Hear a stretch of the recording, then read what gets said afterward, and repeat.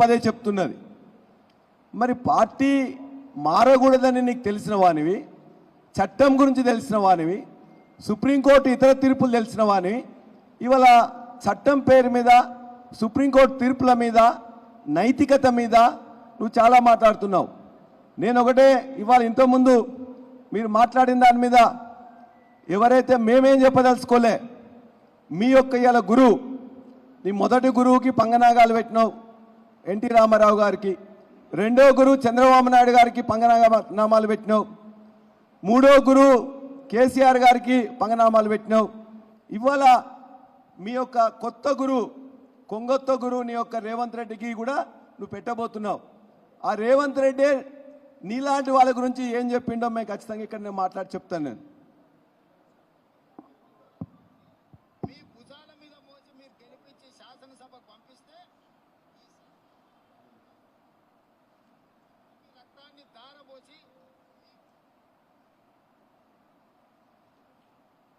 మీద మోసి మీరు గెలిపించి శాసనసభకు పంపిస్తే ఈ సన్నాసులు ప్రలోభాలకి లొంగిపోయి పార్టీలు ఫిరాయిస్తున్నారు.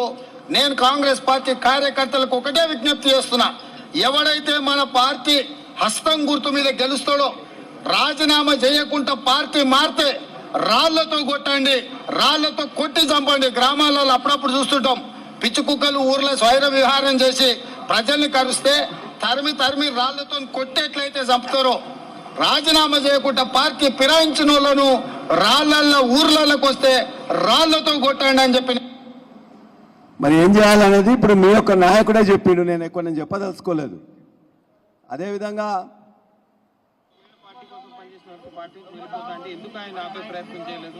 ఇప్పుడు 40 ఏళ్ళు అనుభవించి సిగ్గుండాలి ఈ వయసులో పార్టీ మారడానికి. సత్యం ముందర ఏం రోగం వచ్చింది ఆయనకు, ఏం తక్కువ చేసింది ఆయనకు, అన్ని ఇచ్చింది పార్టీ, సిగ్గుండదు. 40 ఏళ్ళ పార్టీ కోసం పనిచేసినారు. ఇప్పుడు 40 ఏళ్ళు అనుభవించి సిగ్గుండాలి ఈ వయసులో పార్టీ మారడానికి. సత్యం ముందర ఏం రోగం వచ్చింది ఆయనకు, ఏం తక్కువ చేసింది ఆయనకు, అన్ని ఇచ్చింది పార్టీ, సిగ్గుండదు.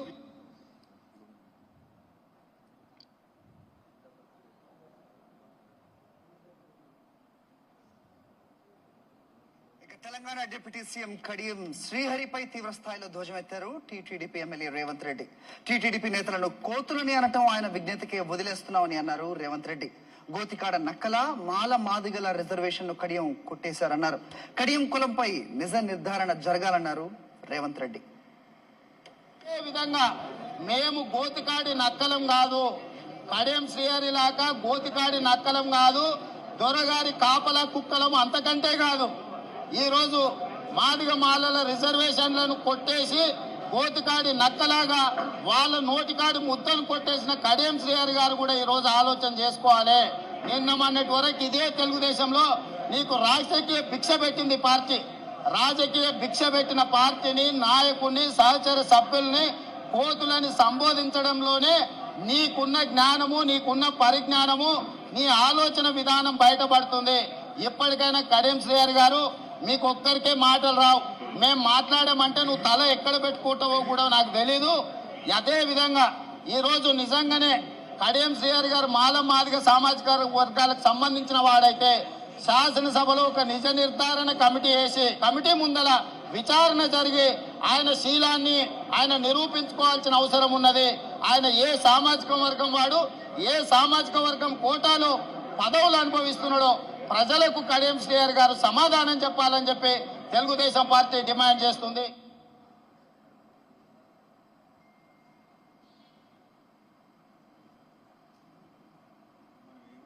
స్వార్థం కోసం పార్టీ మారిన వ్యక్తి ప్రజల అభివృద్ధి కోసం మారిన అని చెప్పడం మానేయాలి.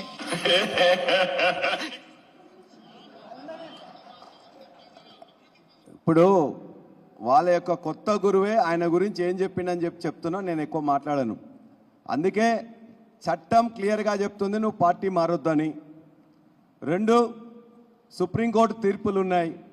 3 మీ కొంగొత్త గురువు ఏదన్నాడో ఆ కొంగొత్త గురువు కూడా నీ మీద అభిప్రాయం, నువ్వు పార్టీ మారిన దాని మీద అభిప్రాయం కూడా క్లియర్గా చెప్పిండ్రు.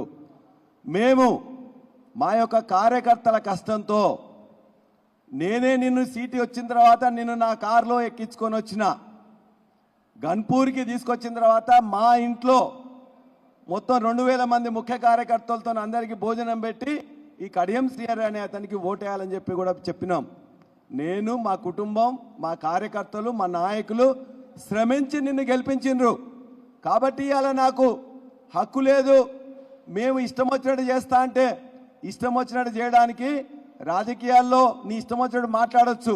ఖచ్చితంగా రేపు పొద్దున నువ్వు ఎట్లా ఉందంటే మాట్లాడేది నాలుకని ఇష్టం వచ్చినట్టు మరలేస్తున్నావు. ఆరిపోయే ముందు దీపం ఎక్కువ వెలుగుతుందట, ఆ చందంగా ఉన్నది. నువ్వు ఖచ్చితంగా రాజీనామా చేయనంత వరకు నీవు ఏ కూతలు ఊసినా ఖచ్చితంగా మాకు హక్కు ఉన్నది, మాట్లాడతాం. నీకు చీము నెత్తురుంటే, నీకు సిగ్గు శరం ఉంటే, నీవు మేమిచ్చిన పదవి, మా స్టేషన్ గన్పూర్ నాయకులు కార్యకర్తల శ్రమతో మా ప్రజలు ఇచ్చిన పదవిని 2004 నుండి నేను తిరస్కరించిండ్రు. 2004లో విజయరామారావు గారు గెలిచిండ్రు, 2009లో రాజయ్య గారు గెలిచిండ్రు, 2012లో రాజయ్య గారు గెలిచిండ్రు, 2014లో రాజయ్య గారు గెలిచిండ్రు. గులాబీ కండువా అయినంత వరకు నేను తెలంగాణ మాట అన్నంత వరకు నేను మొత్తం కూడా చిత్తుగా ఓడించిండ్రు. ఇవాళ మళ్ళీ గులాబీ కండువా వేసి మేము గెలిపిస్తే గెలిచినావు కాబట్టి నువ్వు ఖచ్చితంగా సిగ్గు శరం ఉంటే, చీము నెత్తురుంటే రాజీనామా చేసి మళ్ళీ పోటీ చేసి గెలువు, అప్పుడు మాట్లాడుకుని ఉంటాం. అప్పటిదాకా ఖచ్చితంగా బరాబరుగా మాట్లాడతామని చెప్పి తెలియజేస్తున్నాం. ఇంకోటి మాట మాట్లాడతాడు, దేవాదుల సృష్టికర్త నేను. దేవాదుల సృష్టికర్త, దేవాదులకు నువ్వేం చేసినావయ్యా? 2004లో లేవు, 9లో లేవు, 12లో లేవు, 14లో లేవు, 18లో లేవు, 23లో లేవు. దరిదాపుగా 20 ఏళ్ళ నుంచి వెళ్ళి నీ స్థానమే లేదు కదా. 2001 నుంచి వెళ్ళి 2004 వరకు చంద్రబాబు నాయుడు గారు దేవాదులకు ఇచ్చింది 0.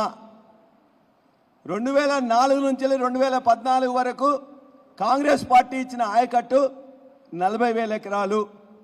2014 నుంచి 2023 వరకు 8,000 కోట్లతో కేసీఆర్ గారు 5,14,000 ఎకరాలకు నీళ్ళు ఇచ్చింది.